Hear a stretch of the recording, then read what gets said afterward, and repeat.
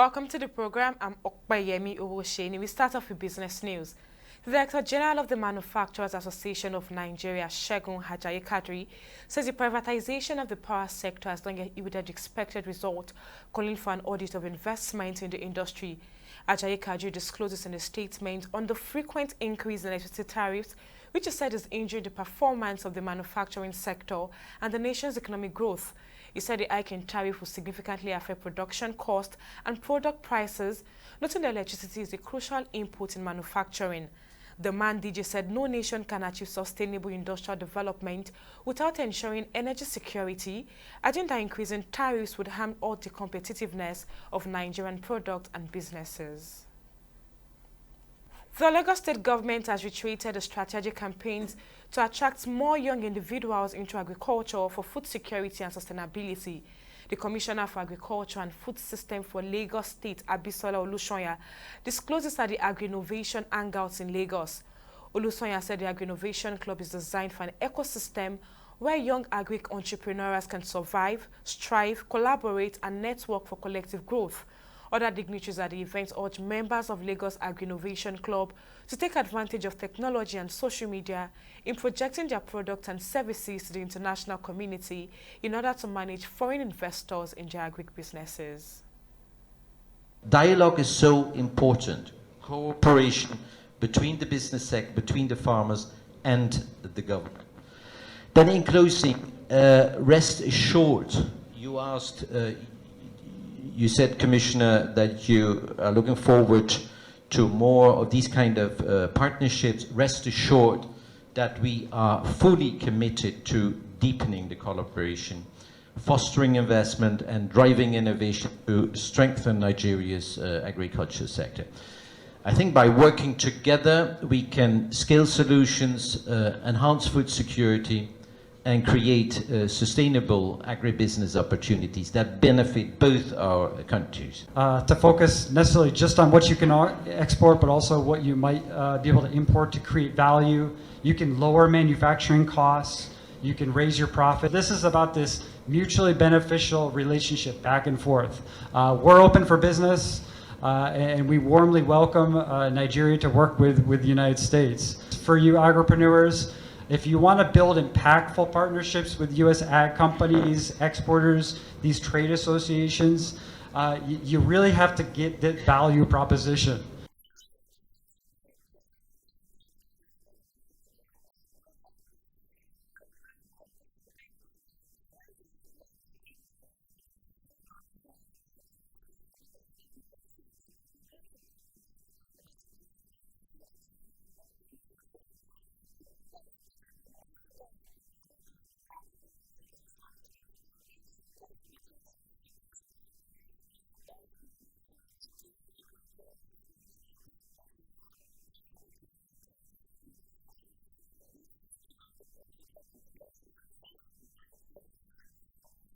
We'll take a break now and be back with more stories from the corporate world.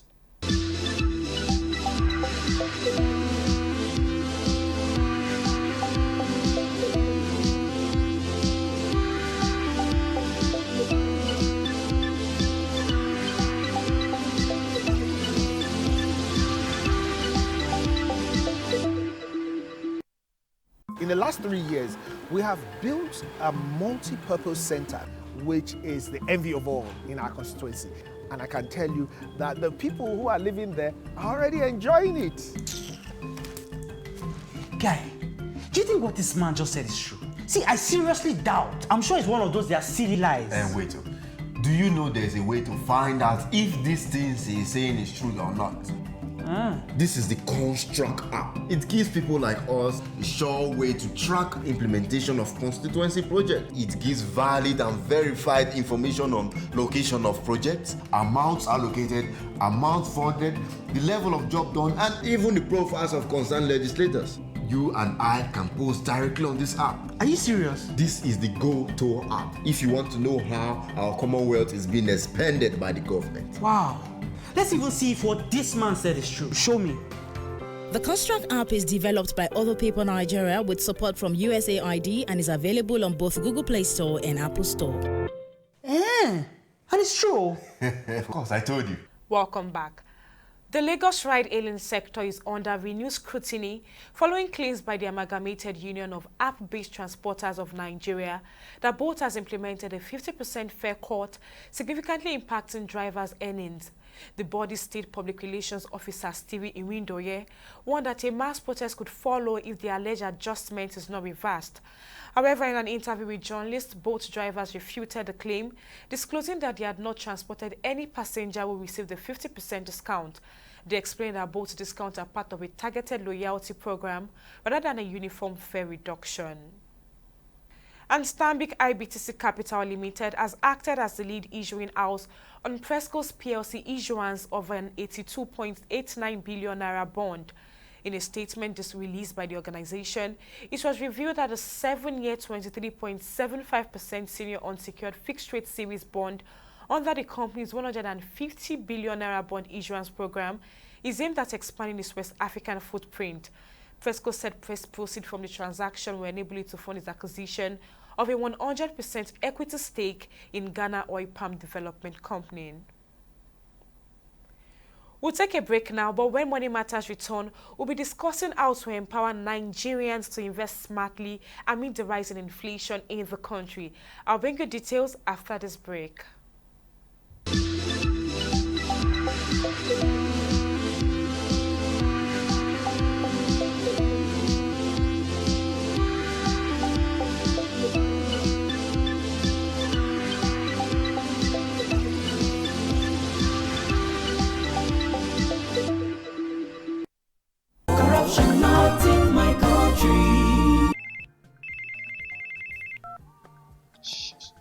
Hello, Alahaji. Right now I'm in Abuja. No.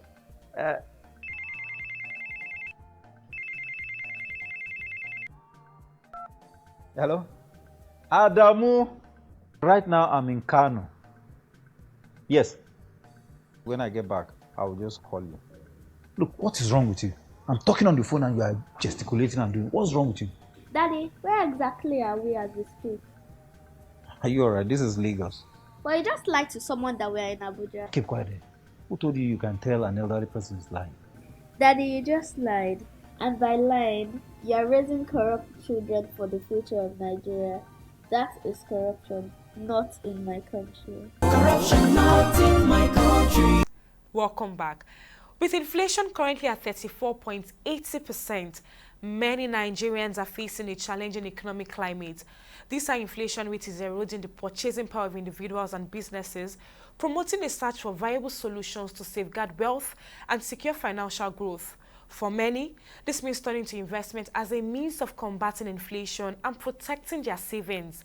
However, investing in such uncertain times can be daunting.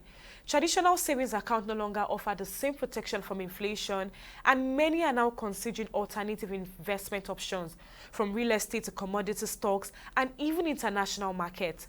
The question remains, how can individuals and businesses navigate these turbulent economic waters and make sound investment decisions that will yield long-term growth? To shed light on these issues, we are now joined by Oyekan, the head of high net worth individuals and corporate at Cowrywise Financial Technology Limited. Thank you for your time, sir. Now, inflation is at a 34.80% rate currently in Nigeria, and many people are worried about how their savings are being impacted. Now, from your experience, what are some of the best investment strategies people should be considering right now, particularly in light of this high inflation we are witnessing in the country at the moment? Right. Okay. So the first thing, is that one needs to be very, very cautious at this point in time, and don't, go with the bandwagon to just invest in anything, that is above inflation, because you may as well get your hands burnt if you are doing that. So the first step is to exhibit a lot of caution at this point in time. Secondly, you have to also be knowledgeable. Now, if you've taken a decision to invest in, asset classes or things that are, beating inflation or above inflation, so to speak, you have to be very well educated and versed about them before you make such an investment decision. This is very critical. Because at this point in time, you start to see so many, things coming out of woodwork saying that they can beat inflation and things like that. So at this point, you have to be very careful as an investor or as an individual, whether be it individual or be it an institution. You have to be very careful. Then thirdly, do not just put all your eggs in one basket. So you've seen an investment instrument that kind of beats inflation, but you now want to go and pull out all your funds from everywhere and put it in it. I don't think that was a very good idea. You have to spread your risk across different asset classes. Back to you. Now, we've seen significant changes in the financial landscape over the past couple of years, especially with the rise of digital financial tools and technology. Now, how do you see these trends affecting investment opportunities, particularly for high net worth individuals and corporations? Do you think there are specific opportunities emerging in 2025 that they should be aware of?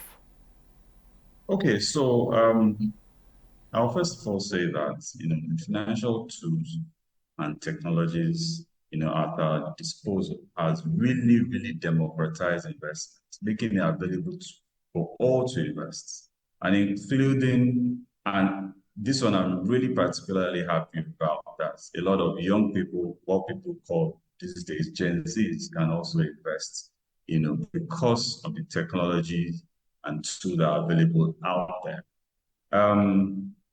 This platform has also given investors access to a wide array of investment instruments across geographical zones. Imagine you can be in Nigeria and invest in Forex, you can invest in commodities, you can do crypto, you can do foreign equities, you can do ETFs, you can do foreign mutual funds, and the list goes on. So I think this has significantly changed the way we invest. And in 2025, I'm sure there'll be more opportunities out there. But of course, I think everything that is out there is already out there already, to be very, very honest. Things like foreign equities, it's just for everybody, to know about it. Your foreign ETFs, that's the exchange traded funds, your foreign, mutual funds and things like that. I think they're already out there. It's just for us to deepen, our knowledge in some of these things before you invest. So it's not just to say that, oh, they exist. You have to be very, very knowledgeable and vast before you start to invest. And I must say at this point that these platforms have incredibly deepened financial inclusion, not only in Nigeria, but across, the African continent. Thank you. Back to you. Now, there are so many sectors and people are confused on what exactly to invest in and what exactly to put their money on. Now, what type of assets or sectors do you believe will perform well in the upcoming year, considering the inflationary pressures we are seeing at the moment in the country? All right. Okay, with inflation being where they are, although I will start by saying that one has to first diversify your portfolio. So all your investment does not necessarily have to outperform inflation. Having said that, I will say that equities would do, something you can look at as an investor, both local equities and foreign.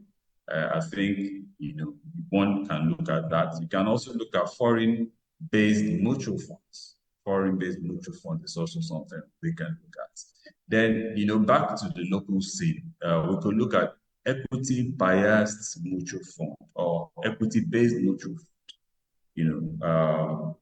Also, we can look at things like Eurobonds for people that have the capacity to invest directly in the Eurobonds. Of course, Eurobonds, as we all know, are Forex-denominated bonds, you understand. We also have in-country, now back to local again, you have your USD fixed deposits. You have your exchange-traded funds, both, local and foreign. Then you have, again, and this is the next point, real estate. Real estate, I think, will do very well in this year because, second of all, investors can look at real estate. For real estate, in the country, there's a lot of deficits in housing in Nigeria. So real estate is something that one can look at. And when you're talking about real estate, we are starting from things like land banking, which is a bit long term, but is a good way to channel one's funds. You look at short lets. I mean, you can see what happened, in December last year, where, even Uber and Shortlet went off the roof. So Shortlet is a good place to be for the year as well. Even for developers, so it's, development is something you can also look at in the area or in the sphere of real estate. Now, your core brick and mortar businesses, like your trading, your services, they're also a source, a channel for investment. So you can look at those as well. Some of them will, outweigh the inflation, as it were. However, I would say, like I said ab initio, to always, diversify your portfolio. Don't put your eggs in one basket. And one major advice I would, have for the investing public is to start with, something as simple as your mutual fund, a money market mutual fund. It's very safe. Right now, you have mutual funds, money market mutual funds from 19 to 22% levels, which I think is still really, really considerably high, although it's lower than the inflation. That can help you hedge the supposed loss they are making on the inflation. So rather than put it in something that is high risk and you can get your hands on. So really and truly, you should diversify your portfolio. Put, something substantial in money market mutual fund. Put something in equities. Put something, in your foreign denominated investments and things like that. But just don't say, oh, because inflation is at this point, and then just pull your money from everywhere and put it in an instrument that is supposedly beating inflation. You can get your hands on it. So it's always good to have a portfolio. Talk to a portfolio or a fund manager, or a fund manager to advise you properly before taking such a decision. Back to you. Now, there are so many newbies when it comes to investing. For someone new to investing, what will you say are the first steps they should take to get started? And how can they also ensure that they are making informed and risk-conscious decisions while investing? Okay, that's a very good question. I'll start from where I stopped. The money market mutual fund is a place you can front load your money into while you're thinking about other things to invest in. And I'll say money market mutual fund is good because the asset allocation of the regular money market mutual fund is your commercial paper, your fixed deposit, and your treasury bills. The three asset classes just mentioned are, fixed return investments where your returns are sure. So, in essence, the mutual fund, the money market mutual fund, is essentially a very safe instrument to invest in. Having said that, from a financial fitness perspective, there are 5 things you need to do. The first is, how do you currently make money? And in this landscape, or in this economic landscape, how can you increase your sources of income? That's very, very key. So the second one is, how are you spending your money? Yeah, like you rightly mentioned, do you have a budget in place? And your budget, in these times is very, very important. Your budget must be, stratified into your needs, your wants, your charity, and your investment. It's very important. There's no brainer about it. So it's not when you receive your income that you start to do budget. Have your budget before you receive your income. And really, it's very important, to save after investing, to spend after investing, and not to invest after spending. It's very important. That's very key. You spend after investing, you understand, and not invest after spend when you get your income. So after doing that, you now look at your investment classes. You understand? You want to, like I advise at the initial, you start with your mutual fund, then you branch into. It's February 2025, and we still have about 10 months to go in the year. And if you ask me, that's a very long time. Now, what key pieces of advice would you give to investors who are feeling uncertain about where exactly to place their money in the current market? Number one, markets are full of ups and downs, and that's very important. Uh, because inflation is up, the market is generally up. It's just that inflation is way higher. People should not have a knee-jerk reaction because you're hearing that inflation is so high, then you just go and take some rash decisions that can make you lose your money. So you have to be very cautious. Like we've said during our chats, I would advise you start with the money market mutual fund. Then you think of where to invest after that. And you have to be very, very deeply knowledgeable about what you're investing in. Don't invest just because you heard other people talk about it. Don't invest because you heard that it's higher than inflation.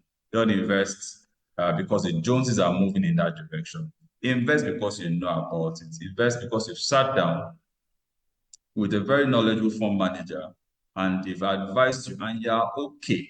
You know, they don't just say, what is the rate? You know, in my work, a lot of people just ask me, what's the rate? I try not to talk about rates. I'm trying to offer you value, not the rates. It's better to offer value. It's better to have a return that is sustainable, consistent, safe, and liquid than have a return that is so high but it's not liquid.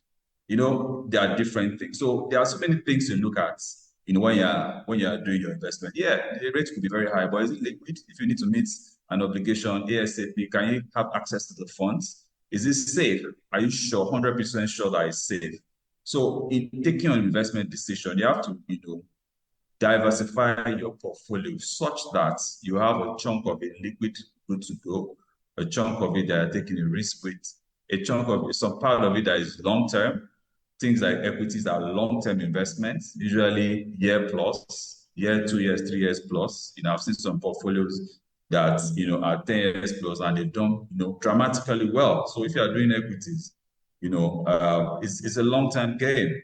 You understand? So that's very important.